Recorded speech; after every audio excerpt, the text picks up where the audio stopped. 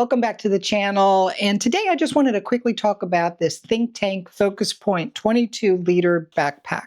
Last year, I did a review of the Shimoda Urban Explorer 20-liter backpack. There were some things on this Think Tank 22-liter backpack that piqued my interest and I wanted to get it. So I bought this with my own money. The biggest advantage of this bag is just how stylish it is. I just like the look of it. It's got a really nice, easy to hold handle on the top. So let me just open this. I like the way this opens. It opens out. And it has a very small pocket here that only goes down to here. So this space is not really used by anything. You can configure this however you want. And it also has the side access so that if you wanted to have access to your gear on the side, you can configure it to have your camera here. And the zippers work really well. They're nice and easy, these zippers, to open and close. It comes with all of these dividers that are in here. Some of them only have a Velcro on one end, like this here. So it's more meant to be like a little flap on the side where you have the side access. A couple of things that I wanted to note that I find are just some quick negatives on here is this belt. The belt here can't be entirely removed, which to me is a downside. Since I'm using the 22-liter, this is a pretty small bag, I'm probably not going to want to have a belt, especially for just carrying it around town. So I'd really like to remove it. To remove this takes quite a bit of work because you have to undo all of these straps and then thread it all through, and you still end up with these two clips hanging off on the back of the backpack. It's nice that it has a waist belt, which the Shimoda Urban Explorer does not offer, but I really wish they would have made it so that you could just remove it really easily and put it on with just maybe a loop here and something that just slides off and slides on. This to me was a missed opportunity as far as this design goes. Not a fan of this at all. It always seems to be in the way. I'm going to take it off.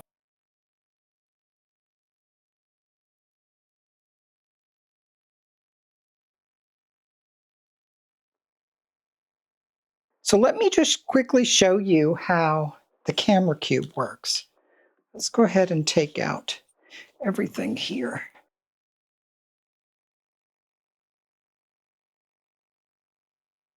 There's one extra that I didn't have in here for this configuration, and this has a sleeve for a lens cover. These come out pretty easily, just pretty much the same as the Shimoda does. The downside that I find with this is it is pretty hard to get this out and back in. You really feel like you're just ripping this whole thing all apart. And you really kind of are.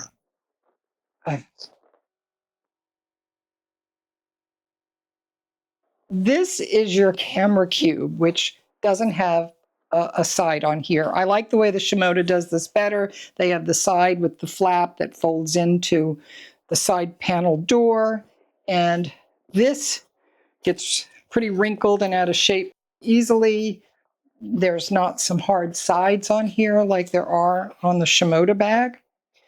But the added benefit of all of this is much lighter. So if you're looking for a really light carry and you don't plan on taking out your camera cube and reconfiguring it, then maybe that would work for you.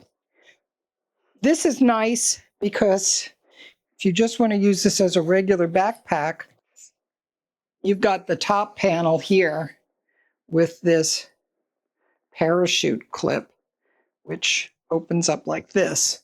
And then you have a nice roll top in here that can go all the way down. And it has some really nice strong magnets that you can just snap into place, roll this down, as low as you want. This strap up here is adjustable, so you can add some additional length to it if you've got this thing stuffed and rolled all the way up to the top. You can still come over and clip it and latch it down. One of the things that I do like about this is I like this design of the panel here. It's real easy to get into, whereas on the Shimoda bag, it's a very tight fit in the front. This goes all the way down, which is really nice. It's got side pockets here, and it's got a pocket here for a water bottle or a very small tripod, especially on this 22 liter. There's not a lot of space here on the sides. And you've got that side access there. So all of this here is really nice. This cinches really easily. This is all good. I like it. I love the colors of these. They have a rust one. They have this color, which is called Golden Hour, and they have a black and a dark green. So good colors on everything. The material is different than the Shimoda bag is. So this, to me, looks like it will repel water, and I'll have to do a test on that. It doesn't look as durable as the Shimoda Urban Explorer bag. That shell seems just much more rigid, and there's pluses and minuses to that. I really like this bag because it just folds down real nice and flat and small, and you could literally put it in your luggage and take it somewhere if you needed to. I like that. I was looking for just a bag that's really, really lightweight, and the Shimoda bag is close, but for some things, I think I would prefer carrying this bag. The other thing that it has is a hidden pocket for an AirTag or a tile. I bought a couple of these pads on Amazon that are just the right height to go with this cube. I'll link them in there if you want to take a look at them. They were really inexpensive. And the reason why I bought them was because of this. I really wanted to be able to close this and go ahead and put a side on here like this, right? And then make this a box and then work with it from there. So this here is the side access pocket. So this would go like this. This would end up being the bottom of the roll top. And I can just tell you, getting this in here is not easy.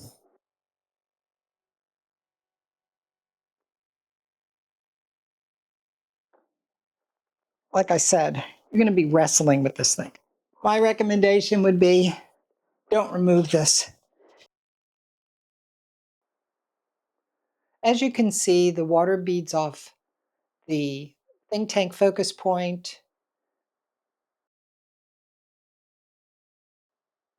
On the Shimoda, it does the same thing. So the outer shell on both of them repel water. Now on the zipper, on the focus point, the water is absorbed and it does seep into the zippered compartment. It's damp inside. On the Shimoda, no, the water's repelled from the zipper because it has a like silicone coating on the zipper cover.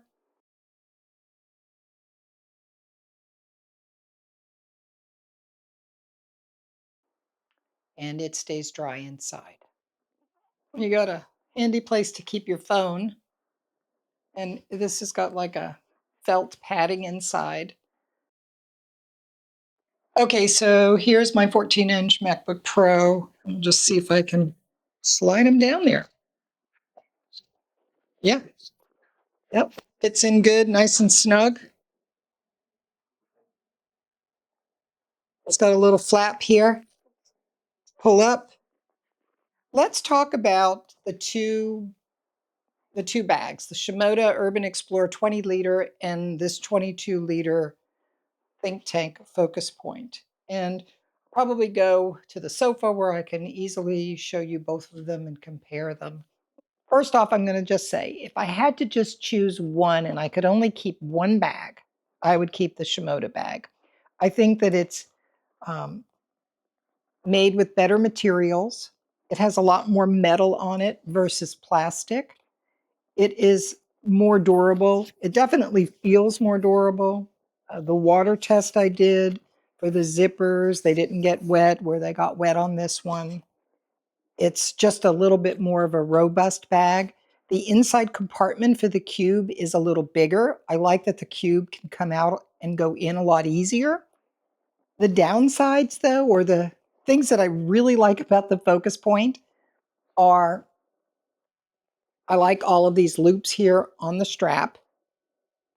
I like the way that this opens to the bottom.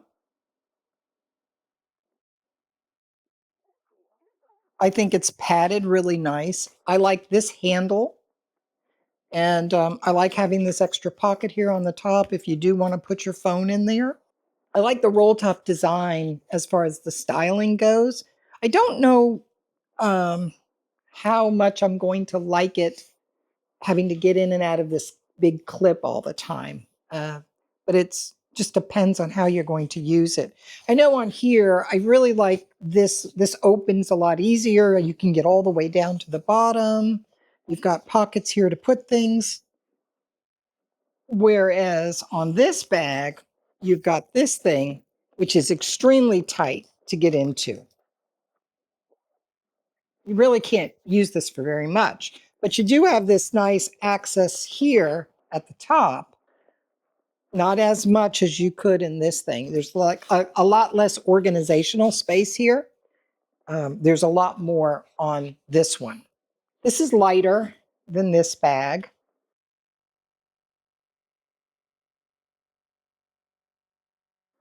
I like this handle better. I don't think it's going to last as long, though, from the stitching and how this is built versus this on the Shimoda, which has got a nice retractable handle. It is sharper, though. This feels better in your hand. This is a little sharper. But the Shimoda bag has additional handles, one on the side here, one here on the bottom, so it's easy to carry it this way. This one, no other handles. You just have the top handle. The advantage, though, is that this lays flat because it's got a nice flat bottom. There's no handle here. There's no rain cover that's in the bottom like there is on the Shimoda, where there's a storage pouch underneath for your rain cover.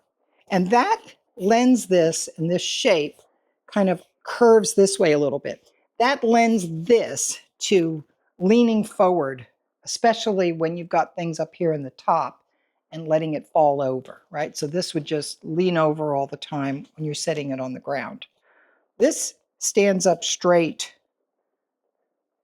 Granted, I still think it might fall over if you, because since this is kind of thin, that if you were to put a bunch of heavy stuff up here in the roll top, this might fall over too.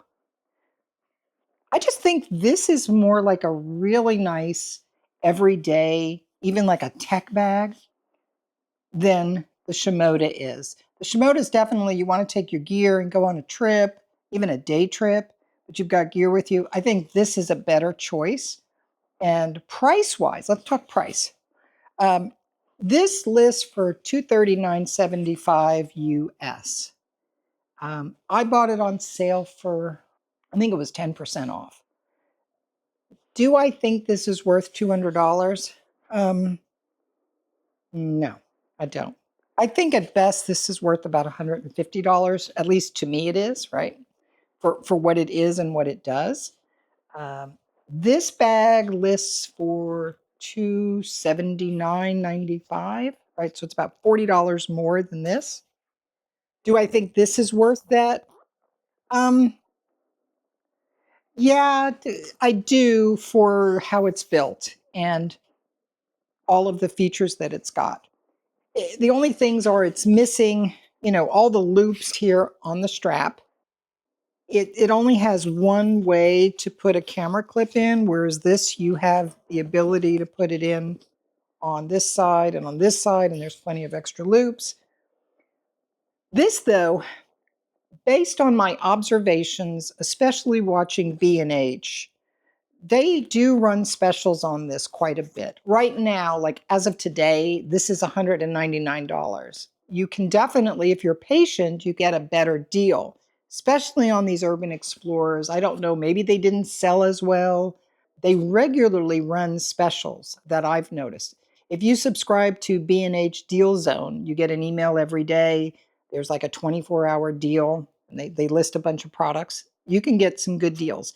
They also have open box ones that you can get if you're patient, and you can pay a lot less than the $279.95.